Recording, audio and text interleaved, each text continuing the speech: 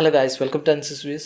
ഇന്ന് നമ്മളിവിടെ Realme 7 എന്നുള്ള ഏകദേശം 15,000 റേഞ്ചിലുള്ള ഒരു ഫോണാണ്. ആ ഫോണിൻ്റെ നമ്മൾ ഓൾറെഡി അൺബോക്സ് ചെയ്തു. അതേപോലെ തന്നെ പോക്കോ M2 ആയിട്ടുള്ള ഒരു പെർഫോമൻസ് കമ്പാരിസനൊക്കെ ചെയ്തിട്ടുണ്ട്. അപ്പോൾ ഇന്ന് നമ്മളിവിടെ ഇതിൻ്റെ ഗെയിമിംഗ് വീഡിയോ ആണ് ചെയ്യാൻ പോകുന്നത്. ഓക്കെ, അപ്പോൾ കൂടുതലൊന്നും പറയാതെ നമുക്ക് നേരെ വീഡിയോയിലേക്ക് കടക്കാം.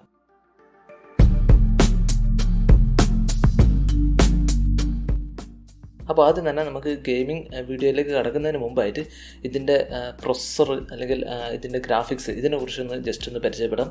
ആദ്യം തന്നെ മീഡിയാടെക്കിൻ്റെ ഹീലിയോ G95 എന്നുള്ള പ്രൊസസ്സറാണ് ഈ ഫോണിൽ വരുന്നത്. അതുപോലെ തന്നെ ഈ ഒരു ഒക്ടോക്കർ പ്രൊസസ്സറാണ്. ഈ ഒരു പ്രൊസസ്സറിനെ കുറിച്ച് പറയുമ്പോൾ 12nm ടെക്നോളജിയുള്ള പ്രൊസസ്സറാണ്.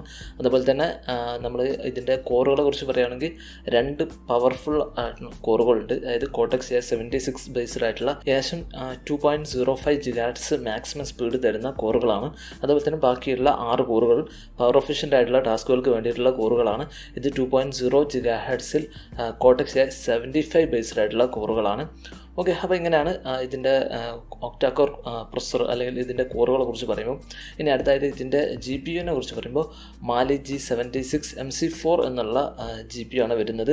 മാലി G76 എന്നുള്ള GPU പറയുമ്പോൾ ഹൈ എൻഡ് പ്രൊസസ്സറുകൾ മീഡിയാടെക്കിൻ്റെ അല്ലെങ്കിൽ മറ്റുള്ള GPUകളിലൊക്കെ യൂസ് ചെയ്യുന്ന G76 ഇതിപ്പോൾ കിരൺ പ്രൊസസ്സറുകളൊക്കെ ഈ ഒരു GPU ഉപയോഗിക്കുന്നുണ്ട്. അപ്പോൾ ഹൈ എൻഡ് പ്രൊസസ്സറുകളിലൊക്കെ ഉപയോഗിക്കുന്ന ഒരു GPUവിൻ്റെ കോറാണ് ഇതിൽ ഉപയോഗിച്ചിട്ടുള്ളത്. പക്ഷേ കോറുകളുടെ എണ്ണം കുറവാണ്. അപ്പോൾ അത്യാവശ്യം നല്ല പവർഫുൾ ആയിട്ടുള്ള ഒരു ഗ്രാഫിക്സും ഇതിനോട് കൂടെ വരുന്നുണ്ട്. അപ്പോൾ നമുക്ക് ഇതിൻ്റെ ഒരു ബെഞ്ച് മാർക്ക് ബേസ്ഡ് ആയിട്ടുള്ള ഒരു റിസൾട്ട് പറയുമ്പോൾ ഞാനിവിടെ ഗീക്ക് ബെഞ്ച് 5 എന്നുള്ള ബെഞ്ച് മാർക്ക് റിസൾട്ട് റൺ ചെയ്തിട്ടുണ്ട്. അപ്പോൾ അതിൽ CPU പെർഫോമൻസ് നോക്കുമ്പോൾ സിംഗിൾ കോർ ഏകദേശം 450 മുകളിലുള്ള വാല്യൂ കാണിക്കുന്നുണ്ട്. മൾട്ടി കോർ എടുക്കുമ്പോൾ ഏകദേശം 1600 ആ ഒരു റേഞ്ചിലുള്ള വാല്യൂ കാണിക്കുന്നുണ്ട്. ഇനി നമുക്ക് ഗ്രാഫിക്സ് പെർഫോമൻസ് ഈ ഗീക്ക് ബെഞ്ച് 5 കാണാൻ സാധിക്കും. അതിൽ നമ്മൾ നോക്കുമ്പോൾ ഏകദേശം 2200 ആ ഒരു റേഞ്ചിലുള്ള വാല്യൂ കാണിക്കുന്നുണ്ട്. അതായത് അത്യാവശ്യം മിഡ് റേഞ്ച് പ്രൊസസ്സർ എടുക്കുമ്പോൾ അത്യാവശ്യം നല്ലൊരു വാല്യൂ തന്നെയാണ് ഈ ഒരു കണക്കും കാര്യങ്ങളൊക്കെ നോക്കുമ്പോൾ. ഓക്കെ, അപ്പോൾ നമുക്ക് പ്രൊസസ്സറിനെ കുറിച്ചൊരു ഏകദേശം ഒരു ധാരണ കിട്ടി. ഇനി നമുക്ക് ഈ പ്രൊസസ്സർ എങ്ങനെയാണ് റിയൽ വേൾഡിൽ ഗെയിമിങ്ങിന് പെർഫോം ചെയ്യുന്നത് എന്ന് നോക്കാം. അപ്പോൾ ആദ്യം തന്നെ നമ്മളിവിടെ കോൾ ഓഫ് ഡ്യൂട്ടി എന്നുള്ള ഗെയിം ബാറ്റിൽ റോയലെ മോഡിൽ കളിക്കുന്നു. അതുപോലെ തന്നെ PES 2021 എന്നുള്ള ഗെയിമാണ് കളിക്കുന്നത്. ഏകദേശം 30-35 മിനിറ്റൊക്കെയാണ് നമ്മൾ സാധാരണ കളിക്കുന്ന പോലെയാണ് കളിക്കുന്നത്. പിന്നെ വേറൊരു കാര്യം വെച്ചാൽ ഞാനിവിടെ ഗെയിമിംഗ് തുടങ്ങുന്നത് 5:26 അതുപോലെ തന്നെ ബാറ്ററി പെർസെൻറ്റേജ് അപ്പോൾ ഉള്ളത് അതും നോക്കണം. 96% ആണ്. ഡിസ്പ്ലേയുടെ റീഫ്രഷ് റേറ്റ് നമുക്കിതിൽ 90 Hz 60 Hz ഇതൊക്കെ സെറ്റ് ചെയ്യാൻ പറ്റും. അതുപോലെ തന്നെ ഇതിൽ ഓട്ടോ മോഡാണ് ബൈ ഡിഫോൾട്ട് ആയിട്ട് ഉണ്ടാവുക.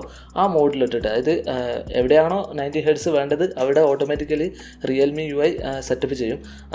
അല്ലാത്ത ടൈമിൽ 90 Hz ആവശ്യമില്ലാത്ത ടൈമിൽ 60 Hz സ്വിച്ച് ചെയ്യും. ഇങ്ങനെ ഉള്ള ഓട്ടോ മോഡിലാണ് നമ്മൾ ഇപ്പോൾ ഇട്ടിട്ടുള്ളത്.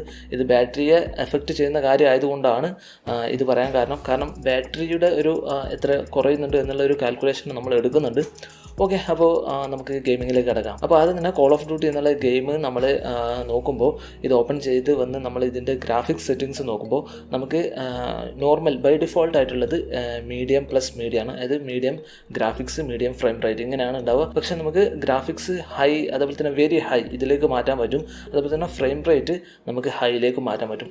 നമ്മൾ ഏതായാലും ഇതിൻ്റെ മാക്സിമം സെറ്റിങ്സ് അതായത് very high graphics plus high frame rate ഈ ഒരു മോഡിലിട്ടാണ് ആദ്യം തന്നെ ബാറ്റിൽ റോയൽ മോഡിൽ നമ്മൾ കളിക്കാൻ പോകുന്നത്. ഓക്കെ, അപ്പോൾ നമുക്ക് കളിച്ച് നോക്കാം.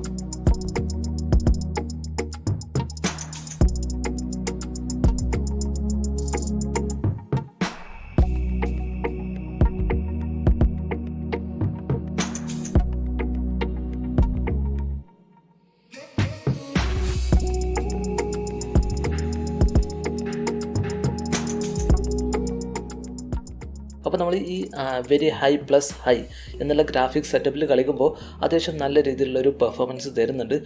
നമുക്ക് നല്ല രീതിയിൽ പ്ലേ ചെയ്യാൻ പറ്റുന്നുണ്ട്. ഇടയ്ക്കൊക്കെ വല്ലപ്പോഴും ഫ്രെയിം ഡ്രോപ്പ് അനുഭവപ്പെടുന്നുണ്ട്. നമ്മൾ നോക്കുന്ന ടൈമിലൊക്കെ ഏകദേശം 40 ഫ്രെയിം പെർ സെക്കൻഡ് ആ ഒരു റേഞ്ചിൽ ഫ്രെയിംസ് കിട്ടുന്നുണ്ട്. അപ്പോൾ അത്യാവശ്യം കുഴപ്പമില്ലാത്ത രീതിയിൽ നമുക്ക് ഈ ഒരു സെറ്റപ്പിൽ കളിക്കാൻ പറ്റുന്നുണ്ട്.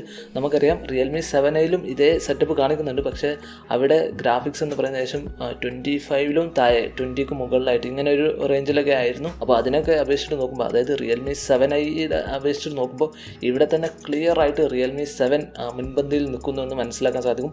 അപ്പോൾ തീർച്ചയായിട്ടും റിയൽമി 7ഉം 7iയും തമ്മിലുള്ള മെയിൻ മാറ്റം എന്താണെന്ന് ഇപ്പോൾ തന്നെ മനസ്സിലായിട്ടുണ്ടായിരിക്കും. അതായത് മെയിനായിട്ട് പ്രൊസസ്സറാണ് അതിലൊരു മെയിൻ മാറ്റം.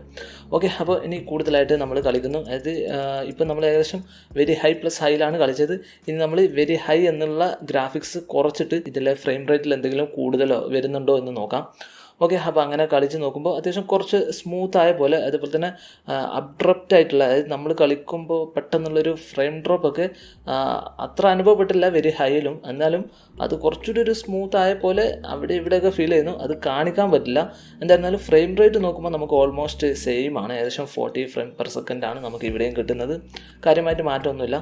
ഇനി ഞാനിവിടെ വെരി ലോ, അതേപോലെ തന്നെ high frame rate, medium frame rate ഇതിലൊക്കെ മാറ്റി ഒക്കെ കളിച്ചിട്ടും നമുക്ക് ഏകദേശം 40 ഫ്രെയിം പെർ സെക്കൻഡിലാണ് ഇതിൽ കളിക്കാൻ പറ്റുന്നത്.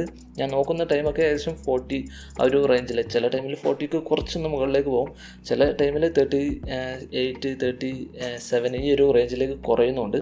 അപ്പോൾ നമ്മൾ ആ ഒരു ആവറേജ് എടുക്കാൻ 40 ഒരു റേഞ്ചിൽ കാണുന്നുണ്ട്. അതുപോലെ തന്നെ നമ്മൾ പോക്കോ M2 അതേപോലെ തന്നെ റിയൽമി നാർസോ 20 ഈ രണ്ട് ഫോണായിട്ട് ഈ റിയൽമി 7ൻ്റെ ഈ ഒരു ഗെയിമിങ്ങിലെ പെർഫോമൻസ് നോക്കുകയാണെങ്കിൽ അതിൽ നമുക്ക് medium graphics, high frame rate ഇങ്ങനെയാണ് കളിക്കാൻ പറ്റുക മാക്സിമം. അപ്പോൾ അതിൽ കളിക്കുമ്പോൾ ഏകദേശം 40 ഫ്രെയിം പെർ സെക്കൻഡ് കിട്ടുന്നുണ്ട്. ഇവിടെ നമ്മൾ അതേപോലെ കളിക്കുമ്പോഴും ഏകദേശം 40 ആ ഒരു റേഞ്ചിൽ ഇച്ചിരി ഒരു ഫ്രെയിം റേറ്റിലുള്ള മുൻതൂക്കമുണ്ട്. അതേപോലെ തന്നെ ഒരു വല്ലപ്പോഴുള്ള ഫ്രെയിം ഡ്രോപ്സ് ഒക്കെ ഈ റിയൽമി 7ൽ കുറവാണ് എന്ന് പറയാം.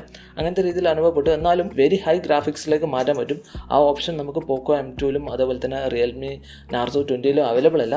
ഓക്കെ, അപ്പോൾ ഇങ്ങനെയാണ് ഒരു ഓവറോൾ നമ്മൾ ടെസ്റ്റ് ചെയ്ത ഫോണുകൾ വെച്ചൊക്കെ കമ്പയർ ചെയ്യുമ്പോൾ ഈ ഒരു ഗെയിമിംഗ് എക്സ്പീരിയൻസ് നമുക്കുള്ളത്. പിന്നെ വേറൊരു കാര്യം വെച്ചാൽ ഞാൻ ഏകദേശം 25 മിനിറ്റ് ആ ഒരു റേഞ്ചിൽ ഈ കോൾ ഓഫ് ഡ്യൂട്ടി എന്നുള്ള ഗെയിം കളിച്ചു. അപ്പോൾ ഏകദേശം ഒരു പുറത്തുള്ള ഹീറ്റൊക്കെ, നമുക്ക് അനുഭവപ്പെടുന്ന ഹീറ്റൊക്കെ നമുക്ക് തൊട്ട് നോക്കുമ്പോഴുള്ള ഫീലിംഗ് ഒക്കെ നോക്കുമ്പോൾ അത്യാവശ്യം കുറച്ചൊരു ഹീറ്റ് ആകുന്നുണ്ട്. പക്ഷേ റിയൽമി 7i എന്നുള്ള ആ ഒരു ഫോണിൻ്റെ അതേ ഒരു ഹീറ്റിംഗ് ആണ് അനുഭവപ്പെടുന്നത്. പക്ഷേ നമുക്ക് അറിയാം മീഡിയാടെക്കിൻ്റെ G90T എന്നുള്ള ഒരു പ്രൊസസ്സർ റെഡ്മി നോട്ട് 8 പ്രോയിൽ യൂസ് ചെയ്തിരുന്നു. അതിൻ്റെ ഒരു ചെറിയൊരു അപ്ഗ്രേഡഡ് ആയിട്ടാണ് ഈ G95 എന്നുള്ള പ്രൊസസ്സർ വരുന്നത്. അപ്പോൾ അതിനെ അപേക്ഷിച്ചിട്ട് നോക്കുമ്പോൾ ഹീറ്റിംഗ് കുറഞ്ഞിട്ടുണ്ട് എന്ന് പറയേണ്ടതുണ്ട്. അതുപോലെ തന്നെ ഒരിക്കലും ഇത് നമുക്ക് ഒരിക്കലും കളിക്കാൻ പറ്റാത്ത രീതിയിലുള്ള ഹീറ്റിംഗ് അങ്ങനെ ഒരിക്കലും വിചാരിക്കരുത്. അതുപോലെ തന്നെ നമ്മൾ നോർമൽ യൂസ് ആണെന്നുണ്ടെങ്കിൽ തീർച്ചയായിട്ടും ഹീറ്റിംഗ് ഒന്നുമില്ല, തീരെ ഹീറ്റിംഗ് ഇല്ല. നോർമൽ ഇതേ ഒരു റേഞ്ചിലുള്ള പ്രൊസസ്സറൊക്കെ പെർഫോം ചെയ്യുന്ന പോലെ തന്നെയാണ്. നല്ലൊരു ഗെയിമിംഗ് ഡിവൈസ് ആയിട്ട് നമുക്ക് ഇത് ഉപയോഗിക്കാൻ പറ്റും എന്ന് തന്നെയാണ് എൻ്റെ ഒരു സ്ട്രോങ് ആയിട്ടുള്ള ഒപ്പീനിയൻ. ഓക്കെ, അപ്പോൾ ഇങ്ങനെയാണ് ഈ ഒരു ഗെയിമിംഗ് എക്സ്പീരിയൻസ്. പിന്നെ അതേപോലെ തന്നെ ഈ കോൾ ഓഫ് ഡ്യൂട്ടി എന്നുള്ളതിൽ ഞാൻ മൾട്ടിപ്ലെയർ മോഡിൽ കളിക്കുമ്പോൾ ഏകദേശം 50 ഫ്രെയിം പെർ സെക്കൻഡിൽ ആ ഒരു റേഞ്ചിൽ കിട്ടുന്നുണ്ട്. ഓക്കെ, ഇനി അടുത്തായിട്ട് നമുക്ക് PES 2021 എന്നുള്ള ഗെയിമിലേക്ക് വരാം. ഇതിൽ നമ്മൾ ആദ്യം തന്നെ വരുമ്പോൾ ഇതിൻ്റെ ഗ്രാഫിക്സ് സെറ്റിങ്സ് നോക്കുമ്പോൾ 60 ഫ്രെയിം പെർ സെക്കൻഡിലേക്ക് നമുക്ക് മാറ്റാൻ പറ്റും. 30 ഫ്രെയിം പെർ സെക്കൻഡും നമുക്ക് അവൈലബിൾ ആണ്. അതുപോലെ തന്നെ ഹൈ ഗ്രാഫിക്സിൽ നമുക്ക് കളിക്കാൻ പറ്റും. വളരെ സ്മൂത്തായിട്ട് കളിക്കാൻ പറ്റുന്നുണ്ട്. ഞാനിവിടെ ഹൈ ഗ്രാഫിക്സ് അതേപോലെ തന്നെ 60 ഫ്രെയിം പെർ സെക്കൻഡിൽ ഇട്ടിട്ടാണ് കളിക്കുന്നത്. അപ്പോൾ അതിൽ നമുക്കൊന്ന് കളിച്ച് നോക്കാം.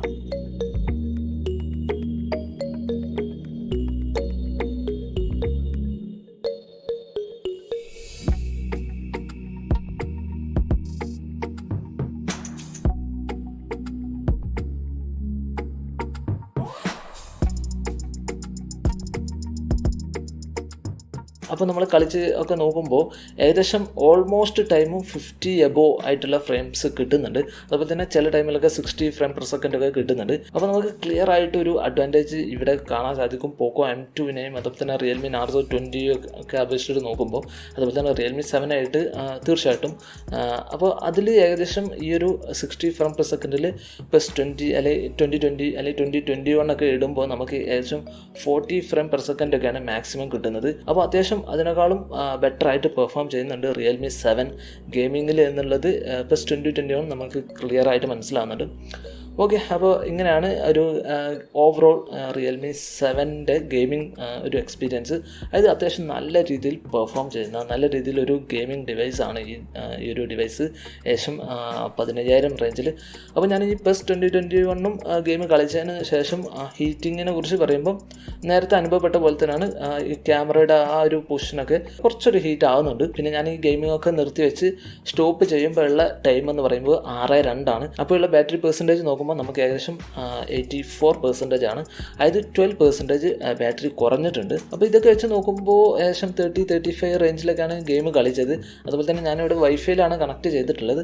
നമ്മൾ റിയൽ വേൾഡിൽ ചിലപ്പോൾ മൊബൈൽ ഡാറ്റ ഉപയോഗിച്ചിട്ടൊക്കെ ആയിരിക്കും ഗെയിം കളിക്കുന്നത്. അപ്പോൾ കുറച്ചുകൂടി കൺസംഷനൊക്കെ ചെറിയ അങ്ങോട്ടും ഇങ്ങോട്ടൊക്കെ മാറ്റം ഉണ്ടാവും. എന്തായിരുന്നാലും ഒരു ആവറേജ് എടുക്കുകയാണെങ്കിൽ ഏകദേശം ഒരു 5 hours ആ ഒരു റേഞ്ചിലൊക്കെ നമുക്ക് കണ്ടിന്യൂസ് ആയിട്ട് ഗെയിം കളിക്കാൻ പറ്റും. നമ്മൾ റിയൽമി 7 കേസ് എടുക്കുമ്പോൾ തീർച്ചയായിട്ടും നമുക്കൊരു 6 hours ആ ഒരു റേഞ്ചിലൊക്കെ ഏകദേശം 9% ആണ് ബാറ്ററി പെർസെൻറ്റേജ് അതിൽ കുറഞ്ഞതെന്നാണ് എൻ്റെ ഒരു ഓർമ്മ. അപ്പോൾ അതൊക്കെ വെച്ച് നോക്കുമ്പോൾ ബാറ്ററി കൺസംഷൻ്റെ കാര്യത്തിൽ റിയൽമി 7i ബെറ്ററാണ്. പക്ഷേ ഗെയിമിംഗ് എക്സ്പീരിയൻസും ആ ഒരു കാര്യമൊക്കെ നോക്കുമ്പോൾ റിയൽമി 7 അടിപൊളിയാണ്.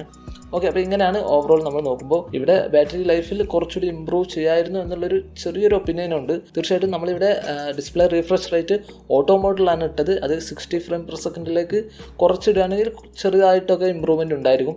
എന്തായിരുന്നാലും 5 hours കണ്ടിന്യൂസ് ആയിട്ട് ഗെയിം കളിക്കാൻ പറ്റും എന്നാണ് നമ്മൾ ഇതിൽ നിന്ന് മനസ്സിലാക്കാൻ സാധിക്കുന്നത്. ഓക്കെ, അപ്പോൾ ഇത്രയേ ഉള്ളൂ ഈ ഒരു റിയൽമി 7 ഗെയിമിംഗ് എക്സ്പീരിയൻസ്. അപ്പോൾ കൺക്ലൂഷനായിട്ട് പറയുകയാണെങ്കിൽ 15,000 രൂപയ്ക്ക് നല്ല അടിപൊളിയായിട്ട് ഗെയിം കളിക്കാൻ പറ്റുന്ന ഒരു ഡിവൈസാണ് ഈ റിയൽമി 7 എന്നുള്ള ഡിവൈസ്. ഓക്കെ, അപ്പോൾ ഇത്രയേ ഉള്ളൂ. നിങ്ങൾക്ക് ഈ വീഡിയോ ഇഷ്ടപ്പെട്ടോ അല്ലെങ്കിൽ ഉപകാരപ്പെട്ടെങ്കിൽ തീർച്ചയായിട്ടും ലൈക്ക് അടിക്കുക. അതുപോലെ തന്നെ നിങ്ങളിവിടെ പുതിയതാണെങ്കിൽ ഈ ചാനലിലെ മറ്റുള്ള വീഡിയോസും കണ്ടു നോക്കുക. ആ വീഡിയോസ് നിങ്ങൾക്ക് ഉപകാരപ്പെടുന്നു അല്ലെങ്കിൽ ഇഷ്ടപ്പെടുന്നെങ്കിൽ തീർച്ചയായിട്ടും ഈ ചാനൽ സബ്സ്ക്രൈബ് ചെയ്യുക. Okay, that's all. Thanks for watching this video.